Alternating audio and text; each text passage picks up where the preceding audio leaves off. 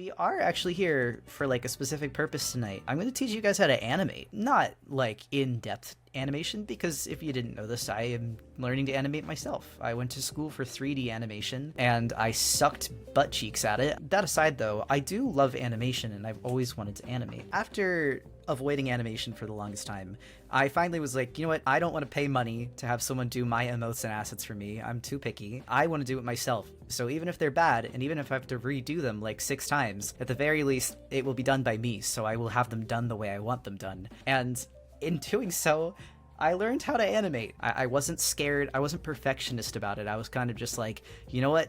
They're meant to be silly, so it's fine if they kind of suck. And I think that lack of pressure and the excitement to try this new thing was what finally got me to do it. My disclaimers. This is a tutorial for beginners. This is for the people that are scared to start animating because they've not animated anything before, other than maybe like you did a flip note in your post-it note things, or you drew a little guy running around at the bottom of your like notebook in school. Even if you haven't done that, this is for you. And the next point is related to the first. A lot of people I see yelling at others or using Clip Studio Paint because they're like, just use an animation program. I like Clip Studio Paint because it's very simple and it's very illustrator friendly. This doesn't have to be the end of your journey as an animator. If you want to use something else, please do.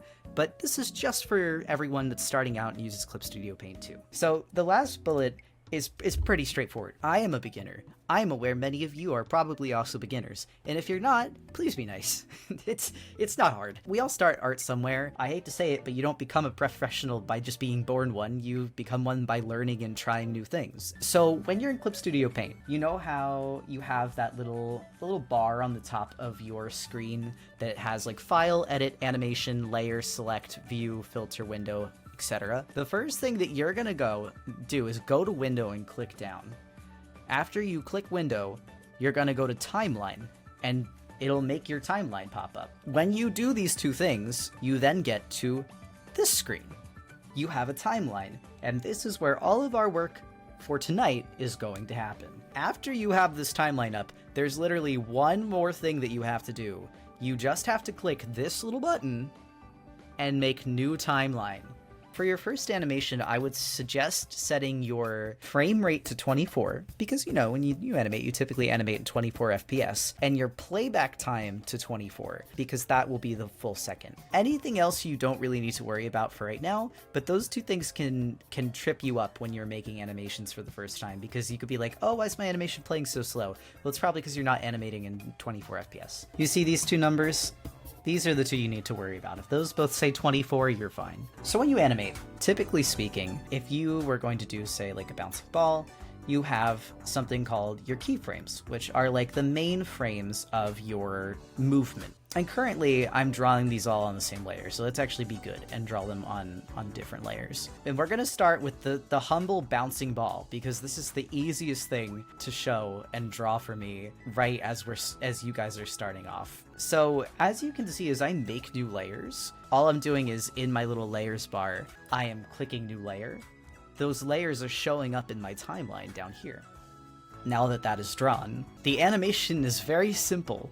We're gonna make all of these layers disappear for the time being, except for the first one. Do you see how when I hover over the edge of this little frame thing, it gives you the hand and allows you to drag it with those arrows? By dragging the frames, we are determining when this frame is visible. Let's for the first go around, make all of these frames have an even amount of time that they're on the screen. And I might actually have to do these a little shorter, just because there's more frames than 4. You're gonna get kind of an ugly animation, but that's okay, because now you have an animation. If that's your first animation, then that's huge. You've used the program. As you can probably see, this is an okay bouncing ball animation, but it could be better. It could be a better bouncing ball animation. And the reason it could be better is that the timing isn't all there. The frame's timing does not really make it seem like the ball is bouncing. It's kind of just like flapping onto the ground and hopping back up again. So what you'll want to do is you will want to make the moments where the ball should be kind of like hanging in the air, you'll want those to be a little longer.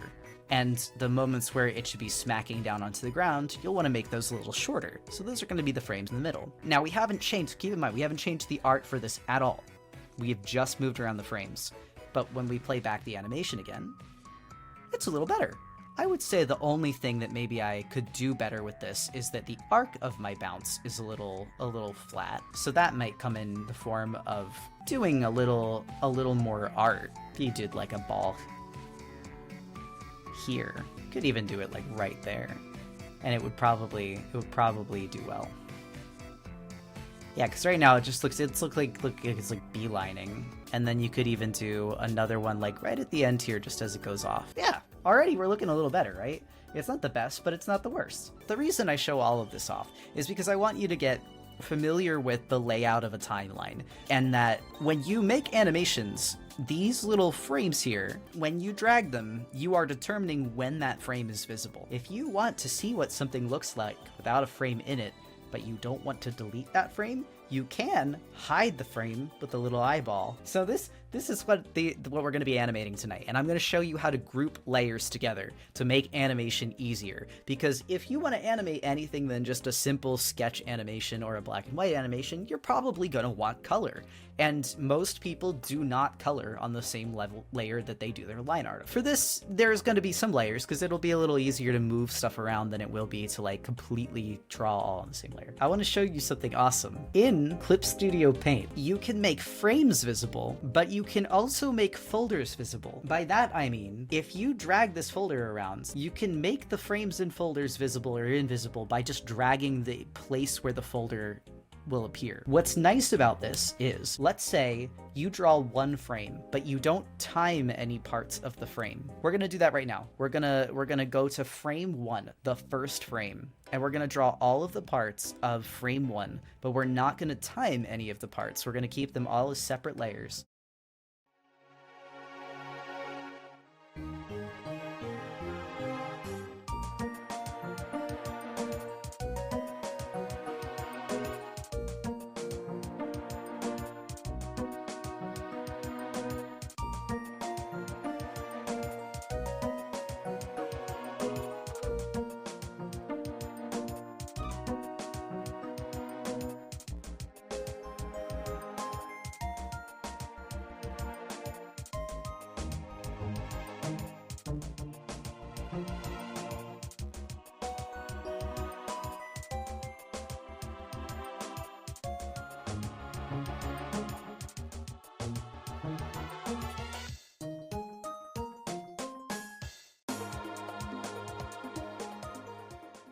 How did you flip the line art? Awesome, wait, I get to show you something new. Let's draw one half of the beautiful creature. What I will say is, first, you should duplicate your layer. So you go like layer, duplicate, and you want 2 of them. But after you have 2 of your guys and you are selected on the layer you want to flip, you go edit, then you go to transform, pop that bad boy out, and go to flip horizontal. And what that will do, if you have another guy, you will be able to complete him and have a beautiful full creature without having to draw both sides.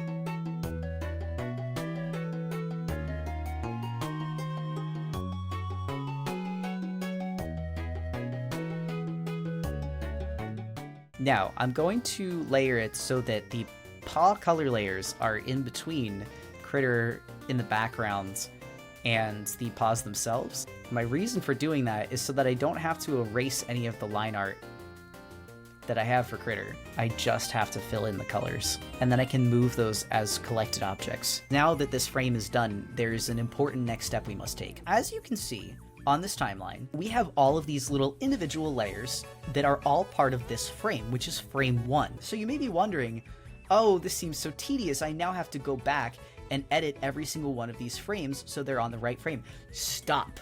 You do not need to do that. What you must do is go into your layers section over on the right side of your screen, which is where I keep mine. You can't see mine right now, but it's basically where you keep all your normal layers normally. Make a folder, grab all of your frame 1 layers and puts them into this folder, and then type, so you don't hate yourself, frame 1. Now go into the animation timeline and collapse frame 1. There you go. Now you can time this. That is a frame. You do not need to time every single individual layer. You just need to time the folders. That's it. And the thing is, if you expand this timeline, if you like drag this out and you were to make this like a whole second, and you pop this open, you can see all of these stop. If you extend the folder, it's going to extend everything in there too. So here's the next thing.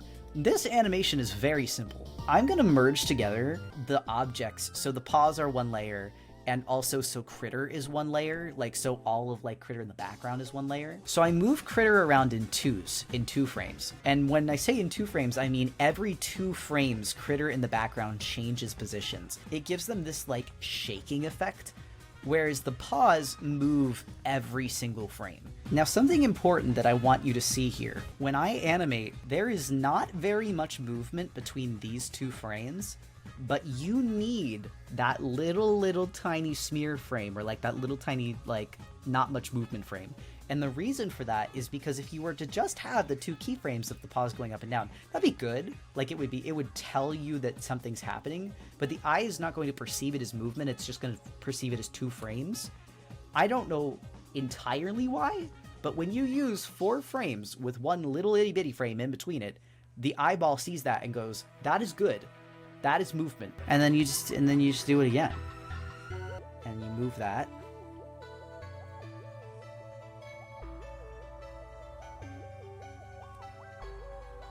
And now it's scratching. It's that easy. Awesome. Attacking, killing, violence. The only thing I want to do is have like an outline around this. If you're in Twitch light mode, it helps it stand out because it gives some a bit of a background. But if you're in Twitch dark mode, it helps it stand out because it separates the light borders from the rest of the animation. Let's see your playback. Oh yeah, now that's an emote. Also, something that maybe I should demonstrate really, or just like point out really quick. As you can see here, there's not a lot of motion between these frames. Well, not these 2, but like these 2. There could even be another in-between frame here, and I think this is really well demonstrated by these 2 as well. When you do animations, these 2 frames would be considered the keyframes, so they're the most dramatic poses in your animation. But the little ones where there's like little tiny changes in the movement between the keyframes, they have a specific name that I don't remember. There could even be another in-between frame here. The important thing here is that if you want to animate, sometimes the most important thing is just doing these little frames in between. You want to make sure you have really strong keyframes, and you want to make sure you remember to include in-betweens when they're necessary. But what I will say is, from animating, you always need less in-betweens than you think you need. I would say a good practice, or at least what I've found, is for every big like pose that you have, all your keyframes, you want to have at least 1 in-between where it goes out of it, and then another in-between where it goes into the next one. You don't always need that, especially if you're doing something like a punch. You could do like the wind back of the punch, and then the impact of the punch, and then the punch going a little further. So then the in-between would actually be after the keyframe. But really, it's all about like playing around with it. The important part is just that you remember you don't have to be doing like crazy detailed poses every single time. Sometimes you just need 2 really strong keyframes and then the in-betweens between them.